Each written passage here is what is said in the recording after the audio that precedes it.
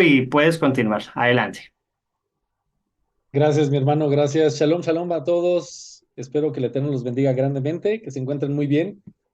Yo quería empezar mencionando algunas cosas muy rápidas. Uno, definitivamente, sin ser reiterativo con lo que dijo mi hermano Rafael, y ante todo, gracias por la invitación a este taller. Dicho sea de paso, me gozo en el Señor porque siempre que estamos por aquí con ustedes, el primero que termina aprendiendo, recordando, reiterando conceptos, pues es el que expone, ¿verdad? Entonces, es una manera de ejercitarse. De modo que yo bendigo al Padre por esta oportunidad. Y pues nada, lo que mencionó Rafa ahorita es algo extremadamente importante. ¿Qué cosa? Yo vengo de un trasfondo de cristianismo el cual me llevó a conocer al Mesías, fue increíble, cambió mi vida. 11 años militando en las líneas del cristianismo y haciendo todo lo que se decía que hiciera y creyendo todo lo que se me decía que creyera, pero muy pocas veces profundizando, dándome cuenta de las cosas, leyendo y haciéndome responsable de lo que a mí me tocaba, ¿ok? Que es profundizar, ver, revisar, validar y cotejar distintas fuentes para tratar de tener contexto, etcétera, etcétera, etcétera. Entonces, bueno, ¿de qué se trata? De efectivamente esclarecer ciertos puntos como el que pues no existe ninguna iglesia, por supuesto, ¿verdad? Es Israel. eh, el Padre viene a unificar a Israel, viene a reunir a estas dos casas. Y todo esto va de la mano de las señales de las cuales tenemos que estar atentos para el regreso del Mesías. Si no estamos atentos a estas cosas o si no las tomamos en cuenta como algo que nos importe, sino meramente nos basamos y nos quedamos en lo voy a decir de esta manera, estudio solamente de lo que veo cada domingo, dígase, en la manera anterior en la que lo realizábamos, pues no vamos a poder estar al tanto de esto. Y si más allá llevamos una doctrina que sea laxa en términos de profundidad, nos va a pasar lo que el pacto renovado ya había revelado, que es que cuando se le dice a unos discípulos, oye, pues sí, está muy bien, ya sabes de resurrección, ya sabes de este tema, ya sabes del otro, pero pues esos son los temas básicos que tienes que conocer y sobre los cuales tienes que estar fundamentado. Ahonda, busca, toca, y entonces se te abrirá. Bueno, habiendo dado ese pequeño preámbulo, yo quiero poner en manos del Padre este momentito, de modo que los invito a que me acompañen en una pequeña bendición al Padre. Abba, te damos gracias porque eres bueno. Gracias porque siempre es una buena oportunidad para hablar de ti y de tu palabra. Gracias porque con el paso del tiempo nos vamos haciendo más viejos y al mismo tiempo nos vamos acercando más a ti, papá. Los tiempos cada vez se acortan más y al mismo tiempo nos seguimos gozando porque nuestro Mesías está cada vez más cerca. De modo que yo te ruego que veas estos esfuerzos de estos tus siervos como algo agradable. Me queda claro que puede ser que en algún lugar lleguemos a tropezar, me refiero a equivocarnos. Padre, ten compasión de nosotros y si eso es así y somos conscientes de ello, pues hacer las aclaraciones pertinentes, papá, pero el único propósito es que queremos que seas exaltado, queremos transmitir información a tu pueblo para estar alertas, para estar al tanto y que podamos estar de pie y velando para el regreso del novio. Porque eso es lo que todos deseamos, recibir al novio, Abba, en el nombre de nuestro Mesías Yeshua, de ese novio que esperamos. Lo ponemos a tus pies este tiempo y que sea tu Ruaj el que hable y no un servidor haciendo opiniones personales. En ese bendito nombre, amén, amén y amén. Bueno, muy bien, vamos a comenzar. Vamos a compartir pantalla, permítanme tantito. Y empezamos. Por favor, si me pueden validar que se ve la pantalla. Se ve, mi hermano. Perfecto. Ahora ya se ve un poquito más limpia, me imagino. Muy bien. Pues bienvenidos a esta sesión, tercera clase de este estudio de El rapto de la iglesia, verdad o tradición. Am, esta tercera clase la quise nombrar el séptimo milenio, el Cordero y el León. ¿Por qué el Cordero y el León? Porque claramente, digo, seguramente todos lo sabemos ya, todos entendemos este concepto y me refiero al concepto de, ¿cómo se dice? De que nuestro Mesías vino como Cordero y en esta segunda ocasión regresará ya no en el mismo tenor, regresará como león. De modo que a lo largo de este estudio quiero llevarlos a través de ciertas cosas bíblicas, ciertos eventos, pasajes, momentos que nos pueden brindar un poquito de luz acerca de la validación de que estamos en los últimos tiempos, más allá de muchas cosas que vamos a ir mencionando, que pudieran solo ser opiniones, ¿ok? O sentimientos. Ahorita van a entender el por qué lo digo de esa manera. Vamos a comenzar. Aquí me gustaría comenzar diciendo que es importante entender unas cuantas cosas respecto a la perfección de Elohim, ¿ok? Que una vez que empezamos a darnos cuenta de esta perfección de Adonai, es que muchas cosas comienzan a hacer sentido. Ah, así que bueno, vamos a empezar con algunas cuestiones que ya muchos de ustedes seguramente conocen, son muy sencillas, muy simples, pero al mismo tiempo tienen su grado de profundidad cuando vas dándote cuenta de ciertas cosas. Vamos a meditar un poquito en ellas, vamos a entrar y vamos a comenzar con un concepto. Mi Adonai, hermanito, discúlpame, antes ¿sí? de que continúes, expúlsame, por favor. Nos comentan dos personitas que si de pronto pudieres subirle un poquito a tu audio. A mi micrófono. Sí, por favor, mi hermano. No tengo manera de subirle el volumen al micrófono como tal. Déjenme acercarlo un poco más. A ver, ahí se escucha un poco mejor. No sé si esto es general. Sí, ¿Todos me escuchan yo, bajo o solo son algunas personas? bueno, quisiéramos validar si con otros hermanos que estén escuchando se escucha bien. Déjenos saber, por favor. Yo, Se Se escucha escucha bien, muy yo hermano. bien. escucho bien, sí. Acá Yo estamos también bien de escucho audio bien. también. Perfecto. Listo, mi hermano. Adelante. Ay, muchísimas gracias. Sí, y estos hermanitos igual pues tal vez, igual si ellos pueden también de su lado subir un poquito, sería fenomenal. Ellos sí pueden subir su volumen de sus bocinitas y con eso estaríamos del otro lado. Bueno, gracias por la puntualización. Am, Primer concepto, el Adón hizo los cielos y la tierra, los astros y todo lo que existe en 6 días, y en el séptimo se detuvo a contemplar su obra. Esto lo encontramos en Bereshit 2, del 2 al 3.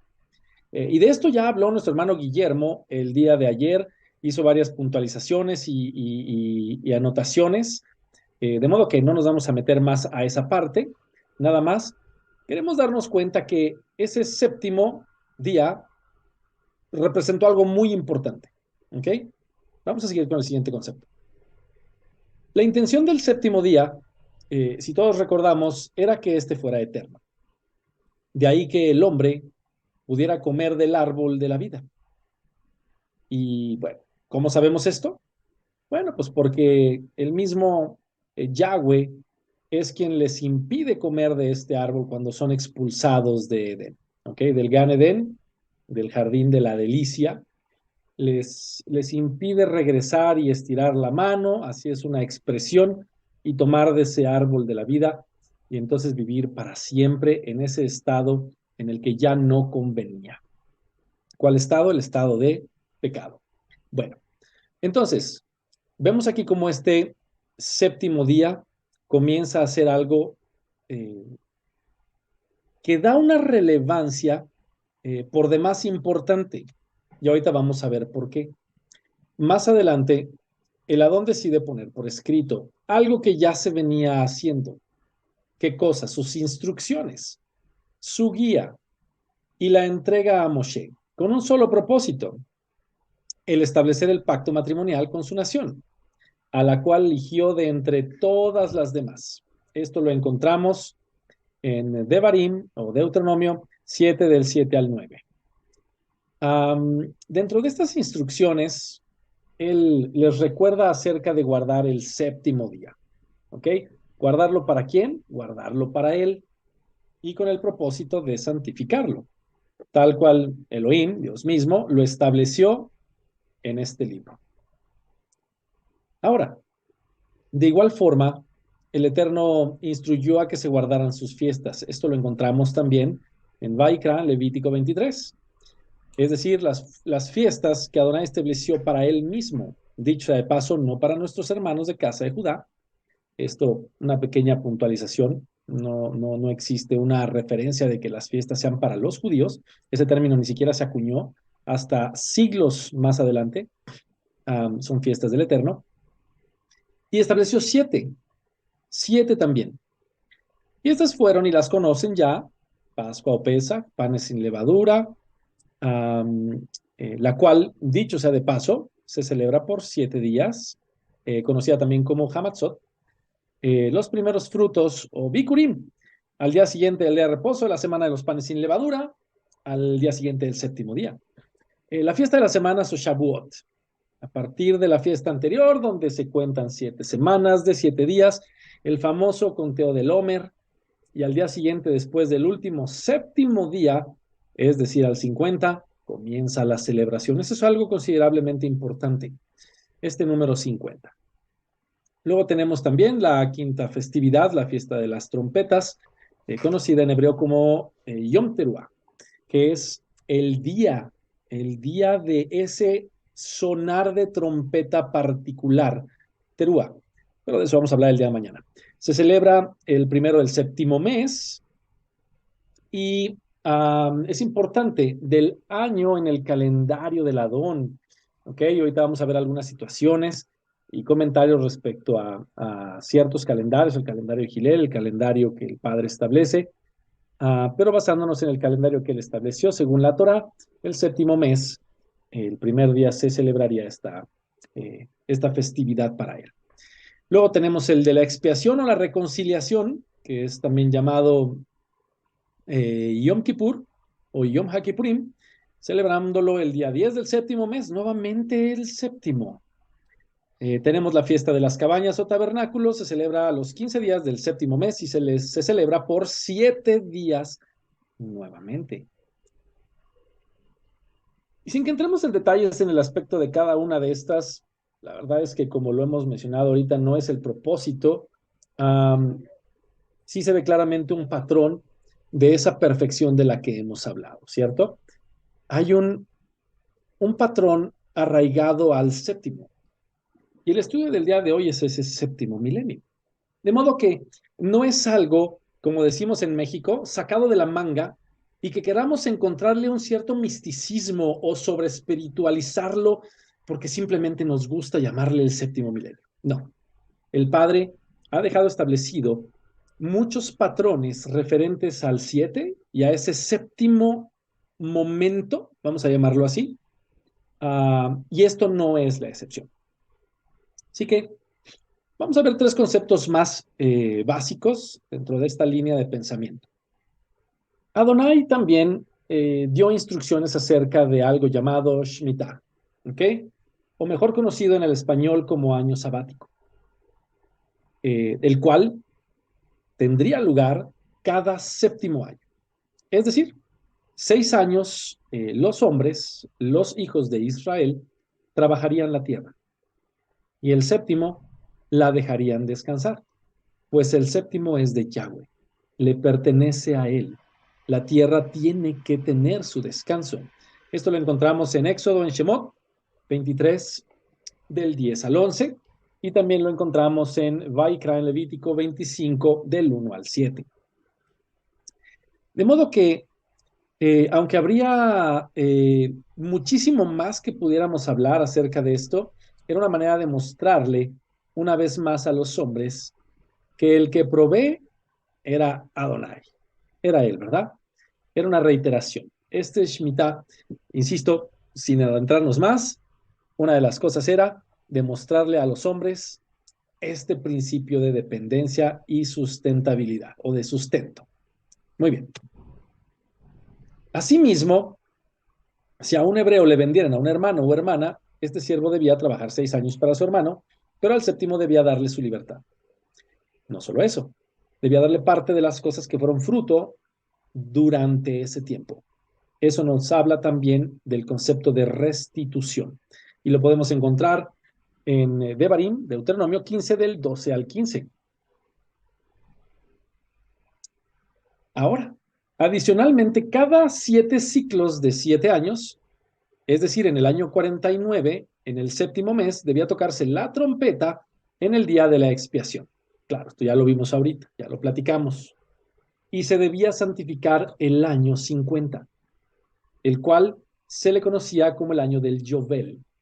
En español nos lo tradujeron como el año del jubileo, y este era aquel en donde se restituían muchas cosas, ¿ok? Se pregonaba la libertad del pueblo, muchas cosas buenas tenían lugar, y nuevamente, detrás de todo esto, sin que nos metamos mucho a esta parte, vamos viendo la perfección del Padre, ¿ok? Si quieres leer un poco más acerca de Jovel, puedes ir a Vayikra 25, del 8 al 17, y ahí vas a encontrar la información. De modo que empieza a ser ya por demás peculiar, y créanme, hay muchísimas más referencias de este famoso séptimo momento, séptimo año, séptimo día, etcétera, etcétera, etcétera. Dicho sea de paso, cada séptimo día se celebra la festividad que abre la puerta a todas las demás, y esa es Shabbat. Se entiende que la gran mayoría, si no es que quiero pensar que todos los que estamos aquí, tenemos ya el gozo de celebrar Shabbat cada viernes al caer el sol. Y esto, nuevamente, solo corrobora la intención del Padre de hacernos conscientes de ello. ¿Por qué? Bueno, vamos a ir viendo por qué a lo largo de este estudio. Yo les pregunto, vamos a iniciar analizando un concepto. ¿Creen que fue casualidad que la casa de Judá fuera llevada en cautiverio a Babilonia? ¿Cierto que no? Esto fue la consecuencia de haber desobedecido a Adonai, por no haber dejado descansar la tierra. ¿Y cuánto tiempo los llevó al cautiverio? Bueno, ya la información, como van a ver, se encuentra toda en las diapositivas que voy a irles presentando, pero me queda clarísimo que más de uno de ustedes, cuando estoy haciendo estos comentarios, en su mente viene la respuesta. 70 años. 70 años fue la consecuencia, el castigo que recibieron. Nada es casualidad. ¿Por qué?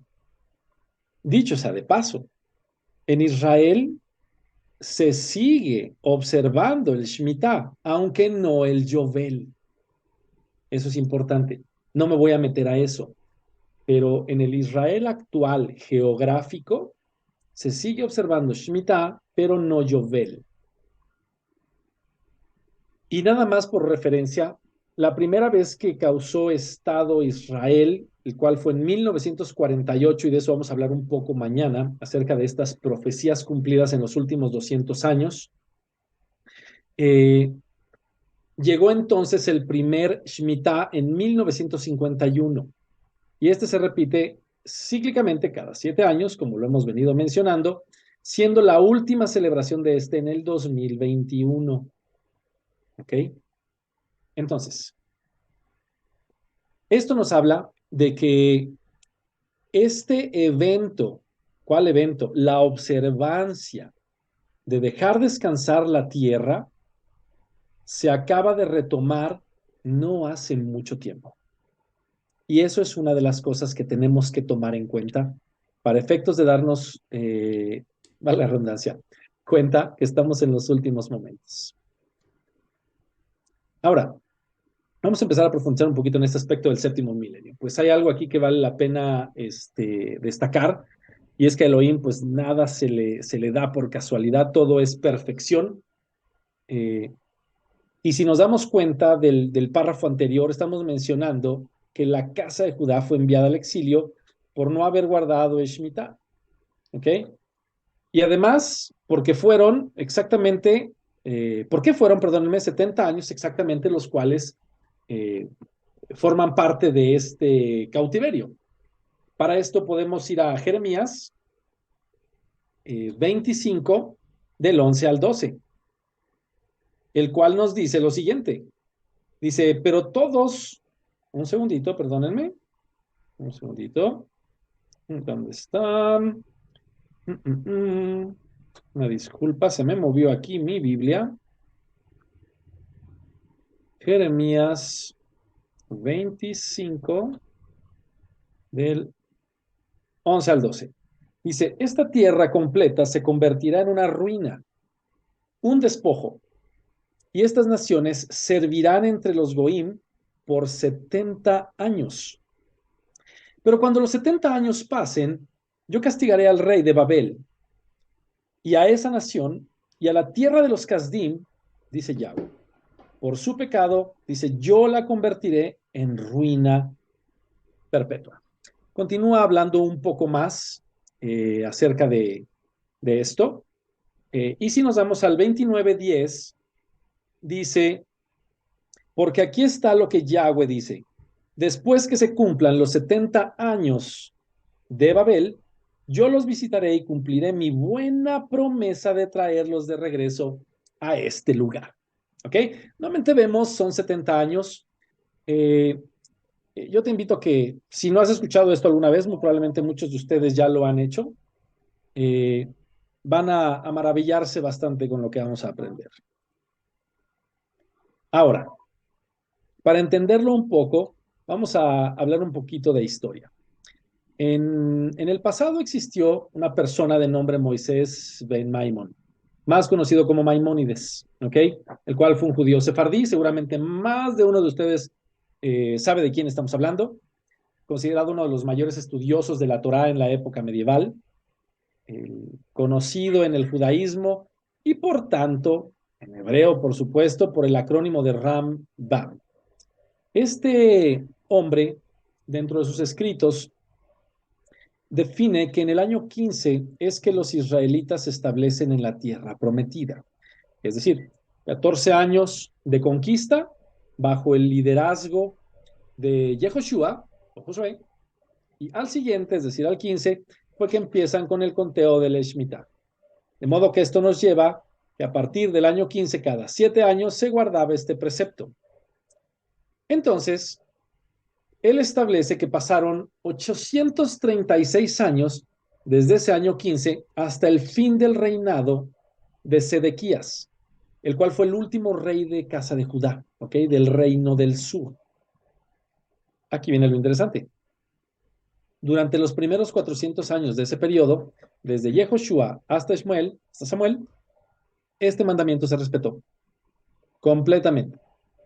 Pero desde Shaul hasta finalizado el reinado de Sedequías, es decir, por los restantes 436, no. Esto, si te das cuenta, incluye reyes como David y Shlomo. Nadie tomó en cuenta el Shemitah, ¿ok? No dejaron descansar la tierra y en eso hubo maldición por su desobediencia, según la Escritura. De modo que cuando nosotros vemos lo que dice Vaikra 26, 32 al 35, establece que Adonai asolará también la tierra, dice, asolaré también la tierra, y se pasmarán por ello vuestros enemigos que en ella moren. Y a vosotros os esparciré entre las naciones, y desenvainaré espada en pos de vosotros, y vuestra tierra estará asolada, y desiertas vuestras ciudades. Aquí viene lo tremendo. Entonces la tierra gozará sus días de reposo, todos los días que esté asolada. Mientras vosotros estéis en la tierra de vuestros enemigos, la tierra descansará entonces y gozará sus días de reposo. Todo el tiempo que esté asolada. Descansará, por lo que no reposó en los días de reposo cuando habitabais en ella. De modo que aquí ya vemos una profecía que habría de cumplirse.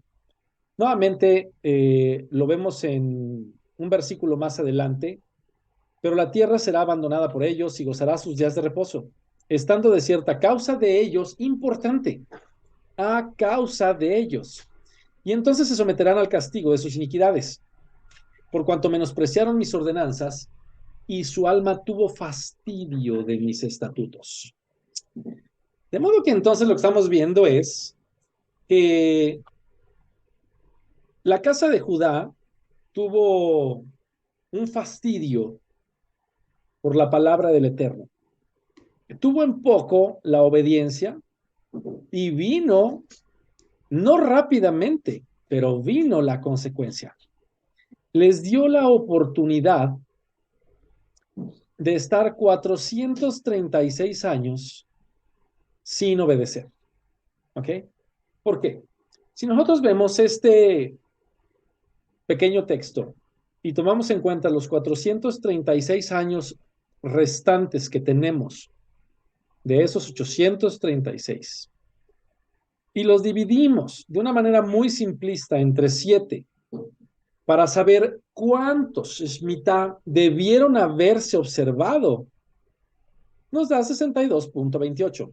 Es decir, debieron haberse celebrado al menos 62. Pero si recordamos, también el año del jubileo era algo que debían observar. ¿Ok? Eso se encuentra en Vaikra 25, 11 y 12.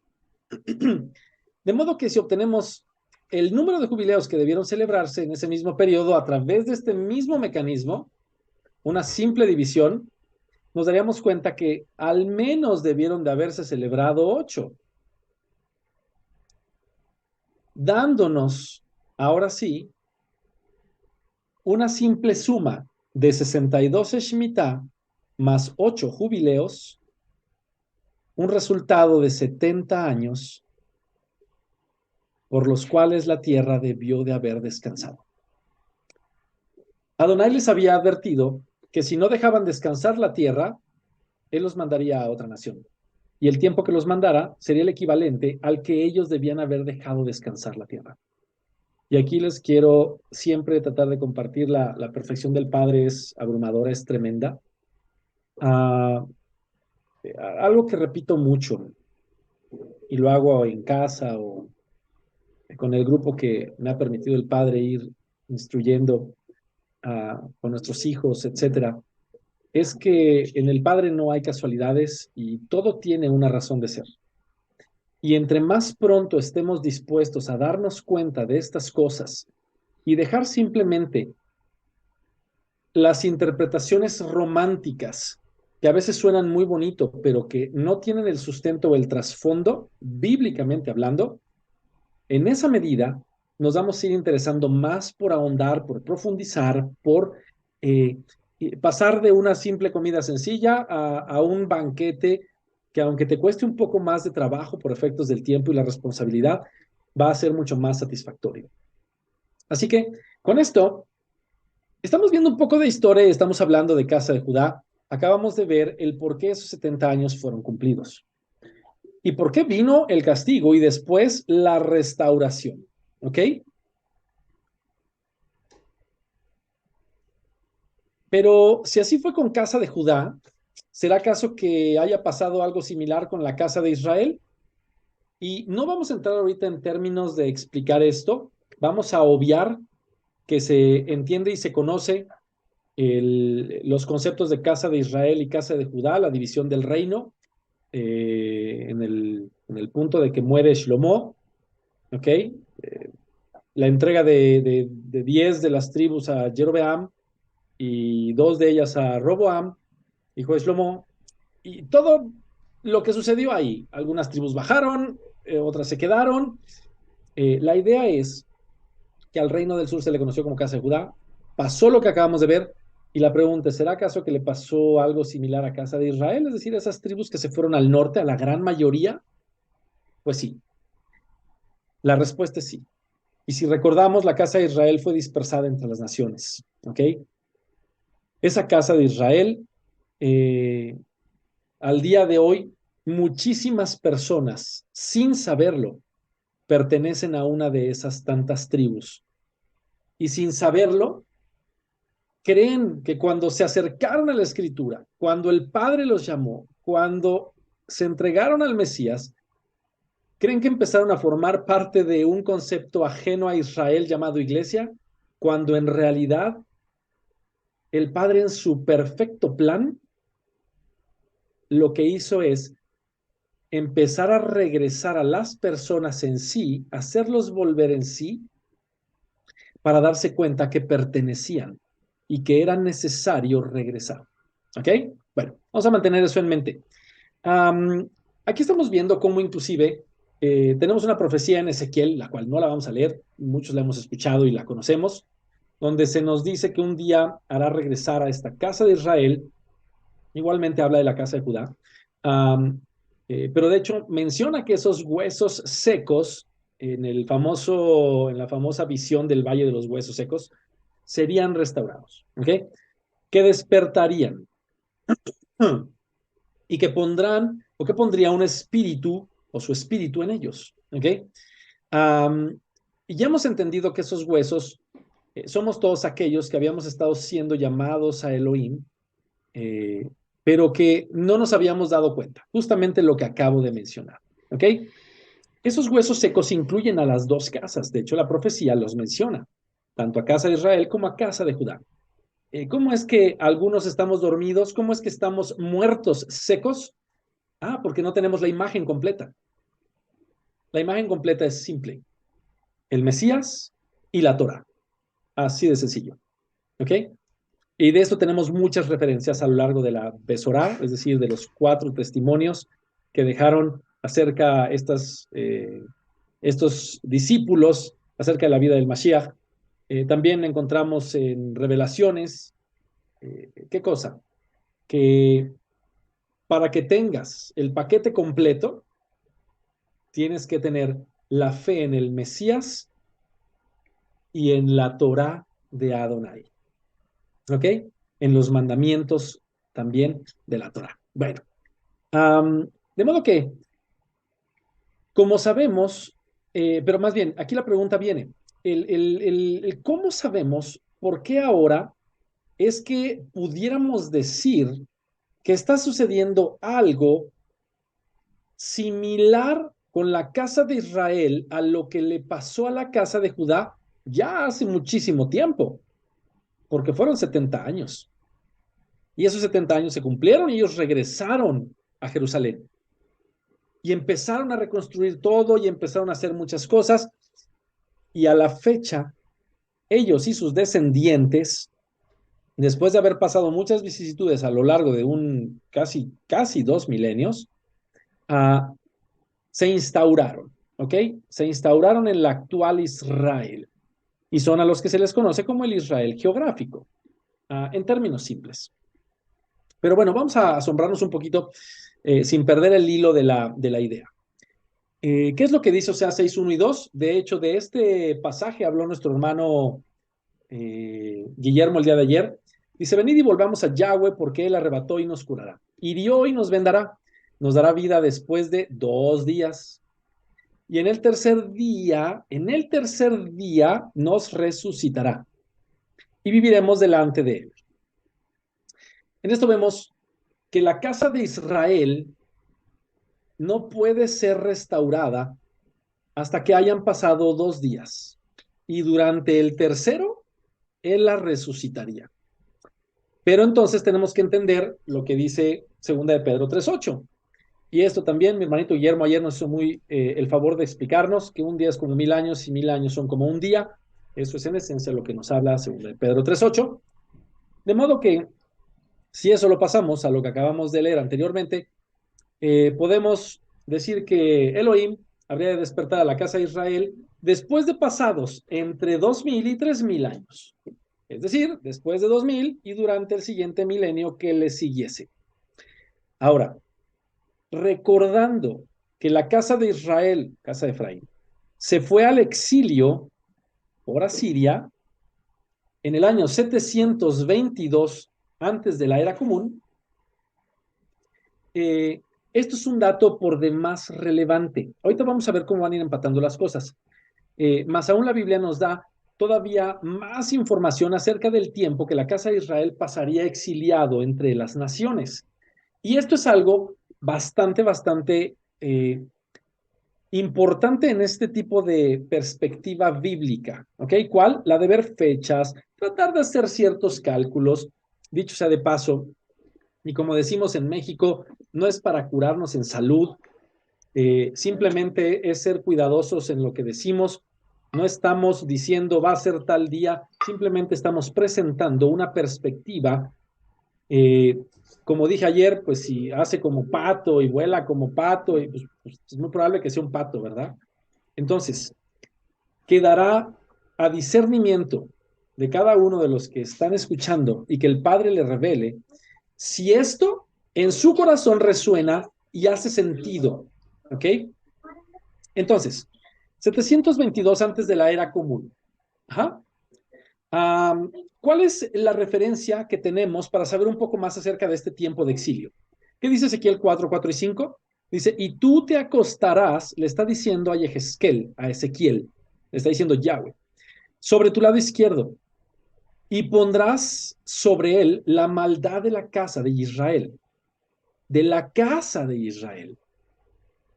El número de los días que duermas sobre él llevará sobre ti la maldad de ellos.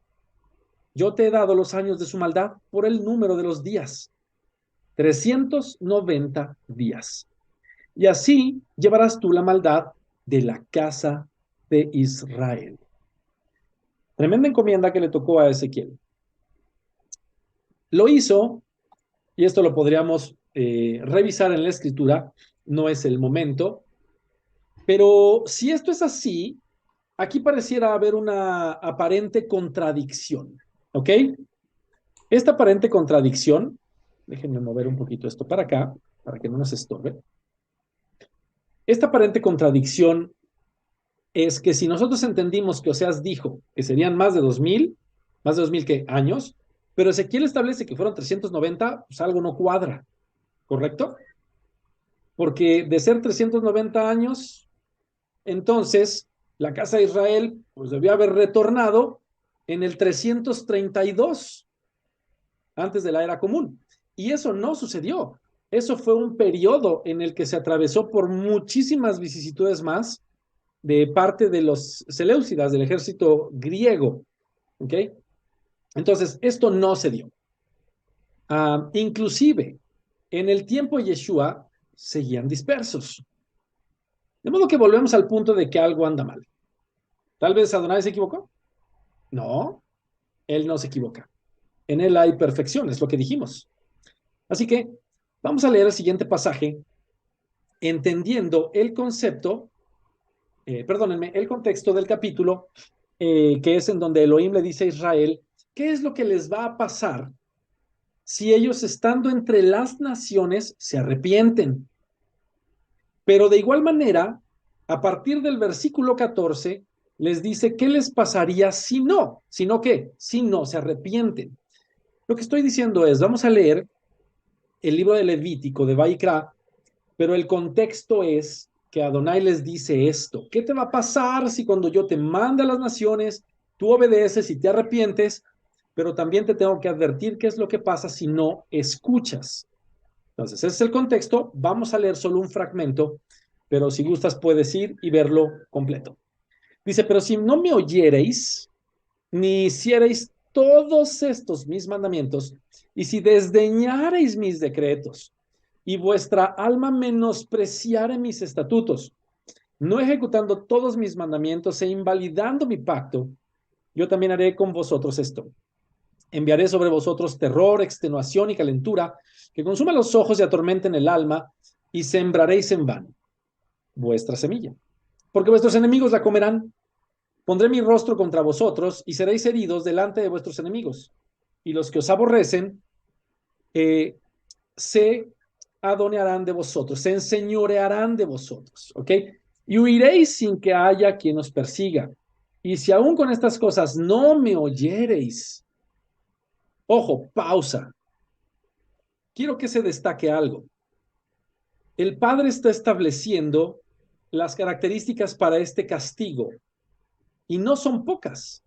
Es si no hicieres mis mandamientos, si desdeñares mis decretos, si menospreciares mis estatutos, si no ejecutas mis mandamientos, si invalidas mi pacto, o sea, tuvieron que haber pasado muchas cosas para que entonces él dijera, yo volveré a castigaros 7 veces más por vuestros pecados. Entonces, ahora empieza a revelarse el misterio.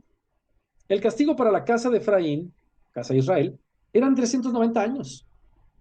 Pero Adonai claramente había establecido que si aún con todo no se arrepentían y además desdeñaran e hicieran todo lo que acabamos de leer, él los castigaría 7 veces más, dándonos entonces, como resultado de una simple multiplicación, un total de 2.730 años. Al multiplicar los 390 originales dados a Ezequiel por 7,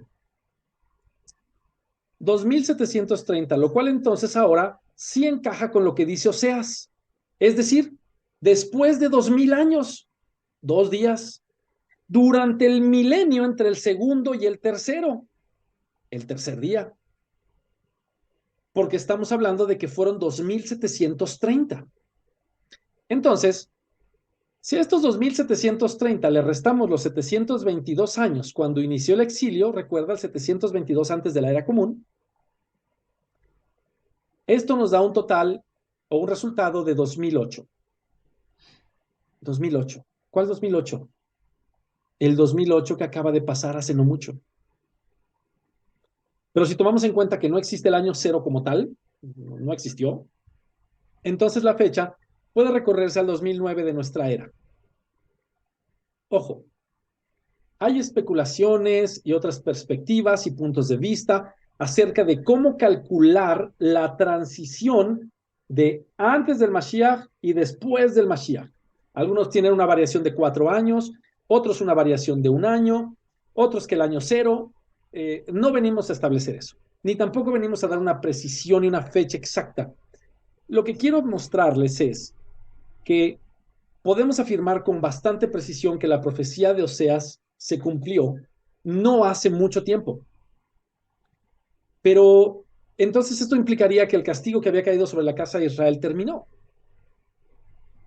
Y si aún esto no fuera suficiente, podemos ver cómo también estaba escrito al leer esto que vamos a ver a continuación. Sucederá que cuando hubieran venido sobre ti todas estas cosas, la bendición y la maldición que he puesto delante de ti, y te arrepintieres en medio de todas las naciones a donde te hubiera arrojado Yahweh tu Elohim, y te convirtieres a Yahweh tu Elohim y obedecieres a su voz conforme a todo lo que yo te mando hoy, tú y tus hijos con todo tu corazón y con toda tu alma, entonces Yahweh hará volver a tus cautivos. Y tendrá misericordia de ti y volverá a recogerte entre todos los pueblos a donde te hubiera esparcido Yahweh tu Elohim. Aún cuando tus desterrados estuvieran en las partes más lejanas que hay debajo del cielo. De allí te recogerá Yahweh tu Elohim, y de allá te tomará y te hará volver Yahweh tu Elohim a la tierra que le daron tus padres, será tuya y te hará bien y te multiplicará más que a tus padres. Eso está en Deuteronomio, Devarim 31 al 5. ¿Qué dice Jeremías, Yirmiyahu? Por tanto, he aquí que vienen días, dice Yahweh, en que no dirán más, vive Yahweh que hizo subir a los hijos de Israel de la tierra de Misraim, sino, vive Yahweh que hizo subir y trajo la descendencia de la casa de Israel de tierra del norte y de todas las tierras a donde yo los había echado. Nota, casa de Israel. Y habitarán en su tierra. Oye, Marco, pero entonces, pues todavía no regresamos a Israel. No, esto tiene una interpretación en el literalismo y otra en otros niveles. Aquí el que estamos mencionando es el que la casa de Israel está despertando y volviendo a Israel en el corazón. Está entendiendo, está comprendiendo que pertenece. De modo que, por eso es, por lo que Efraín acaba de empezar a despertar. Y nosotros, los que hemos oído la voz del pastor a llamarnos a regresar a nuestra nación Israel, estamos formando parte de ese remanente en cumplimiento de dicha profecía. Así que no es casualidad que muchos que asistíamos a las congregaciones cristianas comenzamos a cuestionar muchas cosas, a preguntar, a no aceptar ciertos principios. Pero la razón de todo esto es porque éramos de esos huesos secos que empezaron a despertar. Así que, hermanos, yo les invito a gozarse. Sus ojos han sido abiertos, los tiempos se acercan, pues Él dijo que nos llamaría con un silbido. Y el silbido era el del buen pastor, tal cual lo estableció de la misma manera en Zacarías. ¿Ok? Zacarías 10, del 6 al 10, el cual establece: yo fortaleceré la casa de Yahudá y salvaré la casa de José. Dice: yo los asentaré porque los he amado, serán como si no los hubiera desechado, porque yo soy Yahweh, su Elohim, y los escucharé. Dice: los hombres de Efraín serán como guerreros, sus corazones serán alegrados como si con vino, sus hijos también lo verán y se regocijarán, y sus corazones se alegrarán en Yahweh. Yo haré una señal para ellos y los reuniré.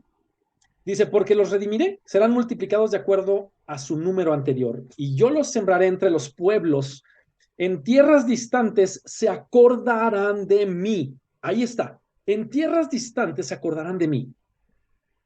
Si tú eres consciente de que perteneces a Israel, estás cumpliendo la profecía de Zacarías. Dice: criarán a sus hijos, que es lo que hemos estado haciendo muchos de nosotros, y después regresarán. Yo los traeré de nuevo de la tierra de Misraim, representando el mundo, y los reuniré y los sacaré de entre los Ashurim, Asiria, las cosas paganas, las costumbres que no aprovechan. Yo los traeré a Gilead y al Líbano, a Galil y al Líbano. Y no uno solo de ellos será, ni uno solo de ellos será dejado atrás. De modo que la primera venida de Yeshua nos dio el marco de partida para que en el tercer día pudiera resucitar Israel, tal cual él resucitó al tercer día. Entonces, si ya vimos qué fue lo que Elohim hizo a la casa de Judá y con la casa de Israel, ahora debemos ver qué es lo que el Adón dice respecto al final de los tiempos para con la humanidad. ¿Será acaso que eso también esté profetizado y que Adonai nos haya dejado pistas para entenderlo? Vamos a sorprendernos otro poquito más. Y de esto mi hermano Guillermo también ya habló el día de ayer, así que algunos conceptos se te van a hacer familiares. Recordemos nuevamente el jubileo, también llamado el año agradable del Adón, el cual cumplía un ciclo de 50 años.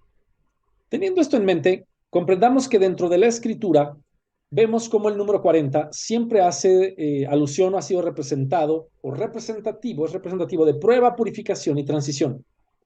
Esto lo podemos analizar en muchísimos pasajes y versículos, y de hecho hay otro estudio que tengo por ahí que el Padre me permitió realizar, en donde me meto a fondo a todo esto, pero lo importante es entender que el número 40 está asociado en la escritura a estos tres conceptos, y esta no es la excepción, porque si todo esto que hemos venido hablando ha sido con el propósito de explicar un poco acerca del séptimo milenio, y a sabiendas que ese séptimo milenio es aquel en que nuestro Salvador Yeshua reinará con vara de hierro a las naciones, en esta tierra, que vivimos, eso implica que el hombre se le debió de haber dado la oportunidad de gobernar sobre la tierra por al menos 6,000. ¿6,000 qué? 6,000 años, ¿cierto?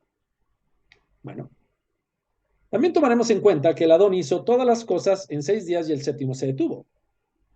Y si recordamos que un día es como 1,000 años y 1,000 años como un día, lo único que está diciendo es que la creación no solo fue para explicarnos cómo surgió todo, sino también para presentarnos el esquema, el escenario profético y prestar atención a cómo Él nos entregaría el gobierno o mayordomía de esta tierra por los primeros 6 milenios. ¿Ok? Y en el séptimo lo retomaría. Ojo, no confundamos o no confundir con el que tiene el título de propiedad de momento es el adversario. No me voy a meter a ese tema. Pero en términos de mayordomía y gobierno sobre las bestias y la tierra, el hombre tuvo 6 milenios y en el séptimo Yahweh, a través de Yeshua, lo ha de retomar para detener todas las obras malas de los hombres y que Él restaure lo que debió haber sido desde un principio. Pero para que esto no se vuelva conjetura, vamos a ver unos cuantos cálculos básicos. Un jubileo igual a 50 años. 40 jubileos igual a 2000 años. 120 jubileos igual a 6000 años. Así que por aquí vamos a empezar a notar una pista. ¿Cómo es que podemos asociar el jubileo con el número 40 o por qué? ¿Y de dónde surge esta idea, no? Vamos a ver qué es lo que dice la escritura. Y dice Yahweh en Bereshit 6:3, no contendrá mi espíritu con el hombre para siempre, porque ciertamente él es carne, mas serán sus días 120 años. Y aquí viene un asunto. Este versículo normalmente ha sido interpretado en estas maneras, ¿ok? Hay tres formas generales en las cuales se ha interpretado este versículo.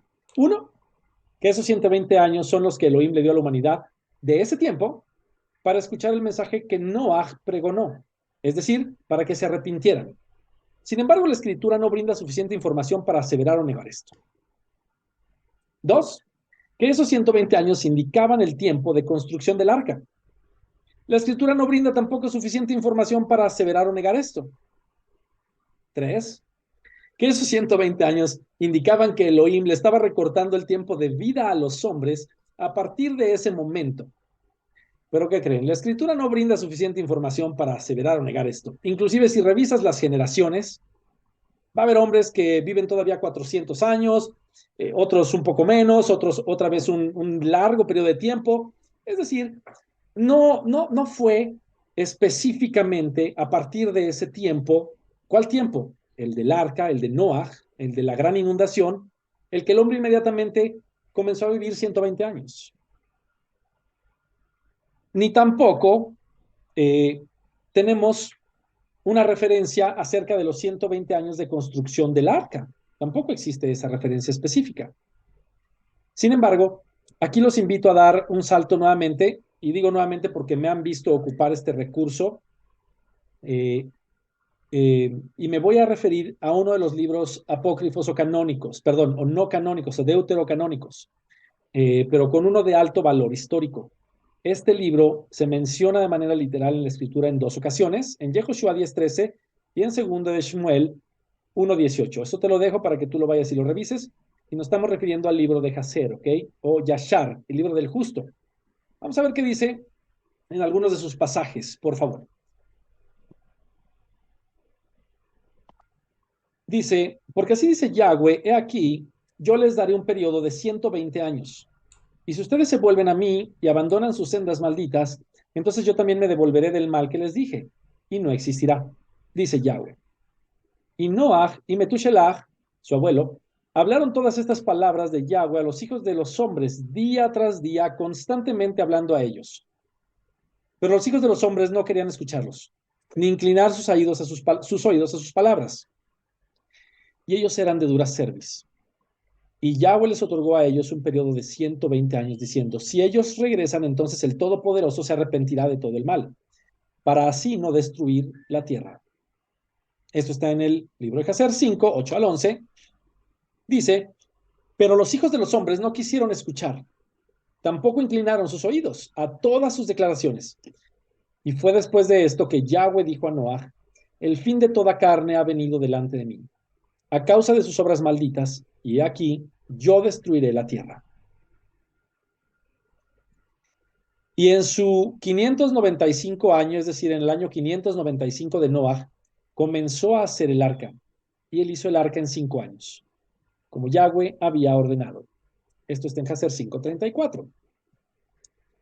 Con lo anterior, quedan mucho más esclarecidas las dos primeras interpretaciones. ¿Ok? La de recortarle los años de vida a los hombres y la de que fue hecha el arca en 120 años. ¿Ok? Ojo, y aquí pongo un texto con una precaución. Dice, lo pongo así, pero si los pasajes anteriores fuesen verdad, ¿por qué verdad? Yo francamente no dudo de los pasajes, pero se deja así para que sea por interpretación de cada uno y por revelación del Ruach, él sí te lleva a escudriñar este recurso literario y a validarlo con la Torah, ¿okay? Cosa que yo he hecho, pero no voy a mencionar ahorita más nada. De modo que yo basándome en esto significaría que Elohim mandó a Noah y a su abuelo, Matusalén o Metushelach, a predicarles por 120 años. Y que fue hasta prácticamente el final de ese periodo que Adonai le pidió hacer el arca, pues vio que los corazones de los hombres no cambiaron.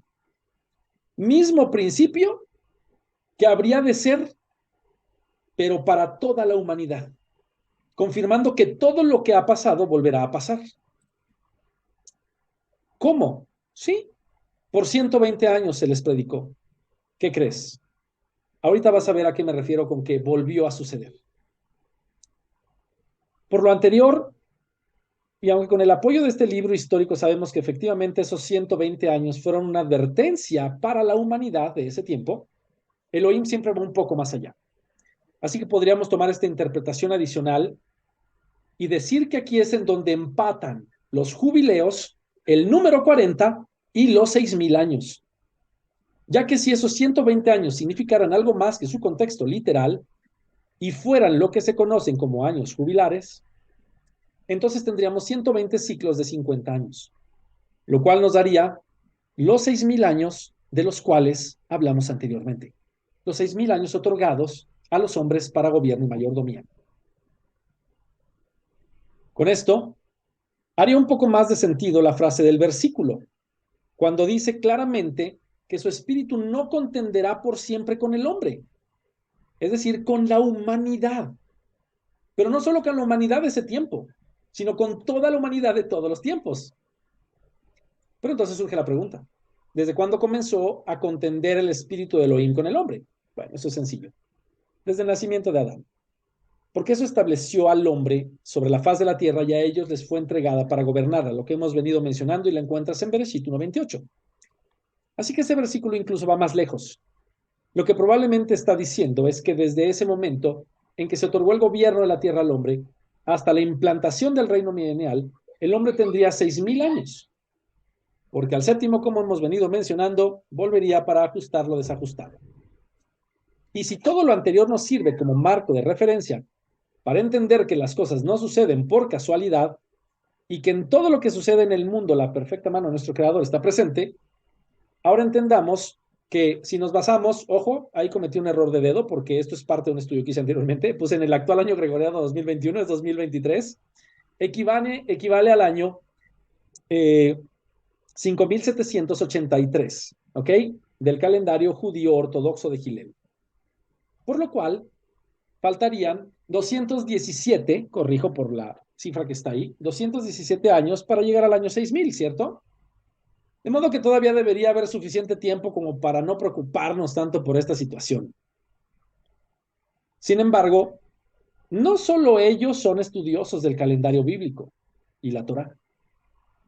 También hay la corriente de los judíos caraítas, que son personas que estudian el Tanaj, estudian la Torá, pero no tienen tradiciones extras, no tienen libros adicionales, no tienen mandamientos de hombres, se ciñen a la Torá, ¿ok? Y al Tanaj. Al igual también muchos creyentes en el Mesías, ¿ok? Son estudiosos, son personas estudiosas.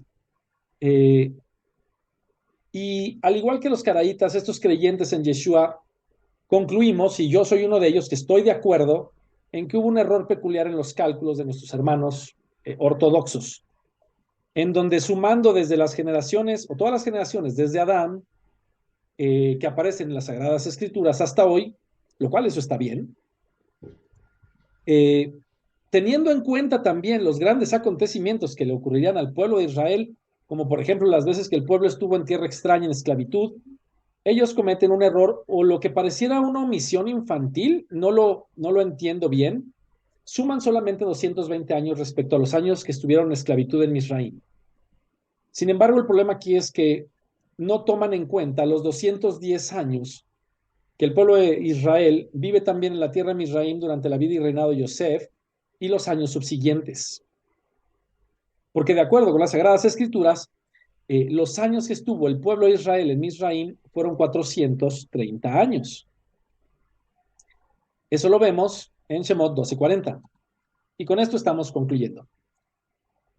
Es por eso que los judíos caraítas no estuvieron de acuerdo con estas cuentas y a su calendario le sumaron no solo los 220 años que estuvieron en esclavitud en Misraim, sino también los 210. Y esto nos da un total correcto de los 430 años delineados en las escrituras. Por lo cual, esto ya tiene la corrección, el 5783 año actual del calendario judío ortodoxo, más 210 años omitidos, nos llevaría al 5993. Esto implicaría que estaríamos a 7 años de la entrada del séptimo milenio. Ojo, entendamos, podemos decir, oye Marco, pero ya estamos en el 2024. Entendamos que el 5783 tenemos dos perspectivas de entenderlo y no me voy a meter a eso. Podemos entenderlo como el Padre lo estableció, iniciando en el mes de Aviv.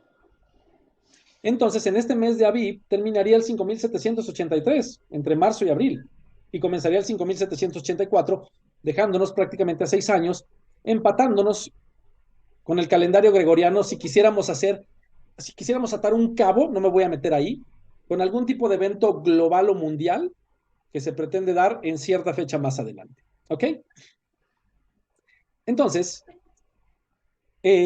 con esto cuadrarían las cosas. Ahora, esto no acaba ahí.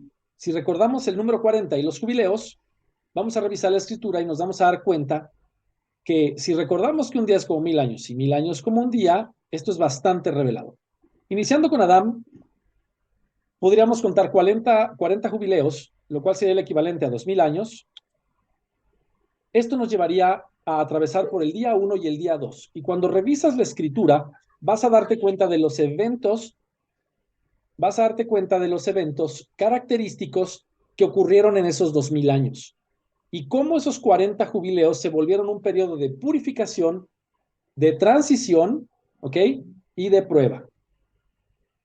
Siguiente actor que entra en escena, Abraham. Nuevamente. A partir de ahí se hace un corte, vamos a llamarlo así. Y tenemos nuevamente 40 jubileos o 2000 años. Y ahí vienen comprendidos el día 3 y el día 4. Nuevamente, vemos al siguiente actor que entra en escena, y es Yeshua. Y vuelve a establecer un punto de corte o punto de quiebre. ¿Ok? Y ahí vemos varias y muchísimas de las profecías que no nos daría tiempo también mencionar, que fueron cumplidas con su venida, su andar, su muerte, su resurrección y su ascensión, inclusive con el derramamiento del Ruaj. Pero no todo está cumplido, de modo que todavía faltaban 40 jubileos más, 2000 años adicionales, contemplando el día 5 y 6, para que entonces pudiéramos llegar al reino milenial.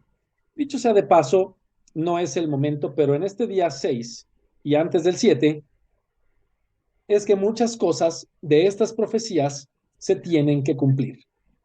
¿Ok? Llevándonos al tan anhelado día 7, el cual cumplirá 1000 años, y entonces sí, así como la tierra fue hecha en 7 días, representando 7000, también tenemos 6000 años de gobierno humano y 7 o el séptimo, que son los 1000 años, el reino milenial, el cual estamos esperando, es que entonces todo hace sentido. Quiero dejar ahorita hasta aquí el estudio. El día de mañana vamos a continuar hablando de las profecías y también vamos a hablar de el evento de Yom Teruah, para poder también aportar más luz al hecho de que a la apreciación de este siervo, de este individuo que les habla, ya estamos a punto de turrón, como decimos, ¿ok? No me da tiempo de ahondar en más puntos, ya estamos sobre el tiempo. Lo único que me resta decirles es muchísimas gracias y que Yahweh los bendiga grande y abundantemente.